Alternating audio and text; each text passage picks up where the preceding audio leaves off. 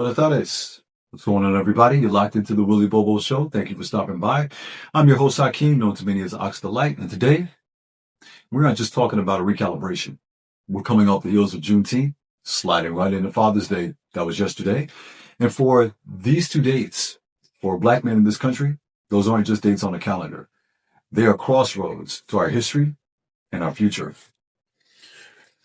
So let's start by taking a look at this image. Now, to be a man, he has to see a man. Fatherhood isn't just about presence, it's actually about being a mirror. Now, if you want your son who understands integrity, who understands his own power, he's got to be able to look at you and see that reflect back. But let's be real. Some of us are looking at a shattered glass. We talk about discipline, we talk about building movements like clothing brands such as Willie Wear, but that all starts with how we handle our own house. If you can't get up at 3:30 a.m. to master your own day, if you can't maintain your own physical vessel with mental clarity, how can you expect to lead the next generation? Because being a man is about intentionality. It's about being the man your son needs to see. And look at this image. It says in plain, simple, Black fathers are powerful. Because we aren't just the heads of household that they drove out in the 70s. We are the foundation of a nation. And when we stand together, we're an unbreakable force. But on the flip side of that, there is the Stockholm Syndrome.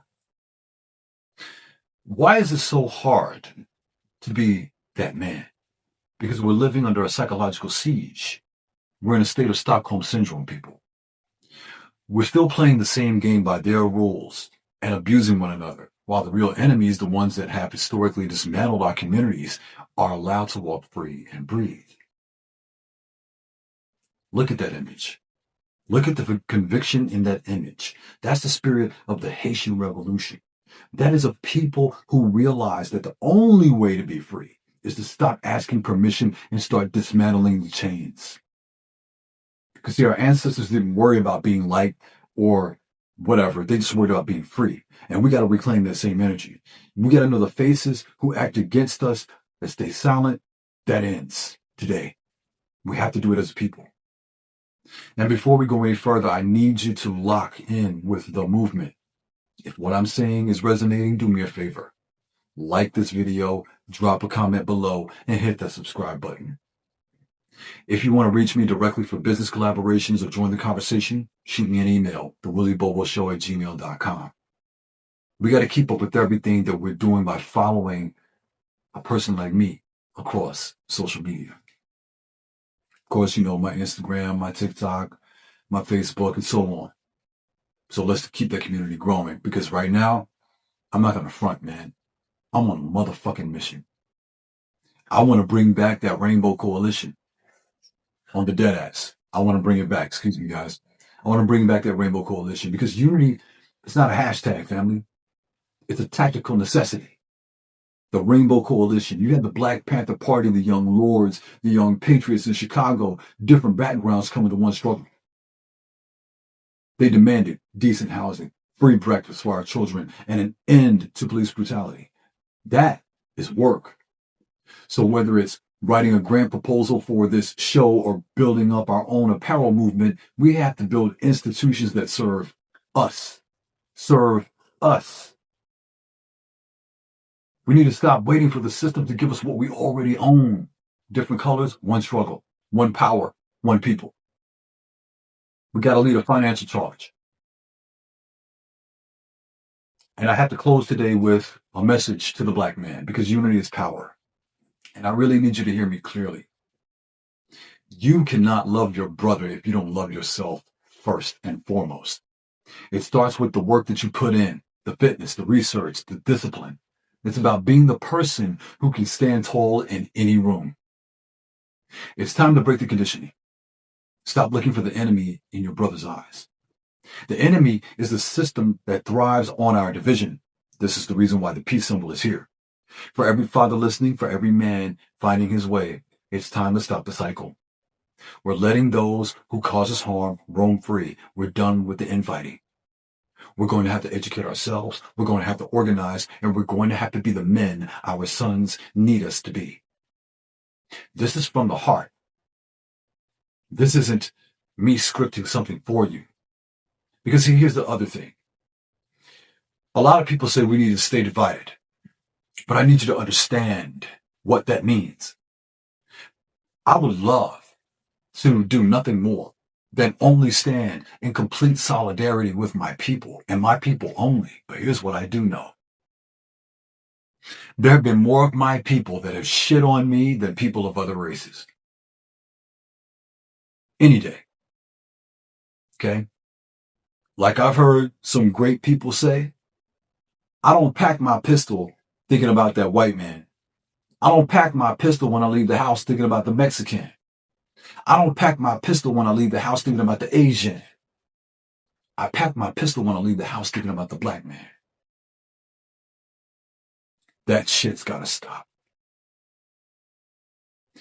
If we bring together every piece and point of the poor and underprivileged, no matter what their color is, and understand, look, man, people want to say, oh, you can't let them in and so on. Chuck D told you. So did history.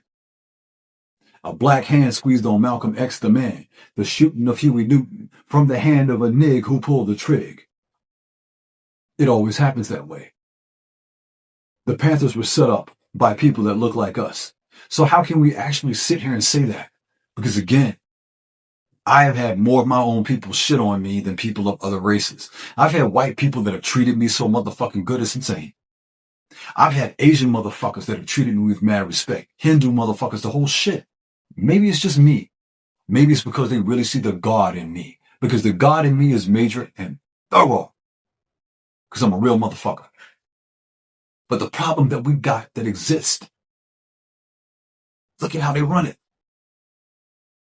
They're running gap traps all up in our motherfucking ass, man. There's nothing that our front line can do, our linebackers can do, and our secondary damn sure ain't gonna do shit for those in a sports reference. J. Edgar Hoover and the FBI called the after-school lunch program the greatest threat. After he said that about Martin Luther King too. The greatest threat to America's national security. Now riddle me this. What could be so bad about feeding kids after school? Think about what I said before. You have the young lords, okay? You have white Southerners, okay, that were involved in these movements, man, because they all came to realize we all have one common enemy. It's the motherfuckers on Capitol Hill, man. That's what, at the end of the day, that's what this is. Because if you sit back and you ask the average racist, right, why are you racist? They're going to give you this spiel about black people, this and that, and then let them talk. Just let them talk, because you're going to learn a lot. Don't let it offend you anymore. Because what we got to understand is, for those racists, there's a lot of jealousy. Oh, so much fucking jealousy, man. So when you sit down and you listen to them and you break them down, you realize they don't know what the fuck they're talking about. They have no idea of what they're really talking about. Because all they're doing is grapevining. Repeating what they heard, and then they build a little bit on it. By the time it comes to actually telling the truth isn't there. It's comical.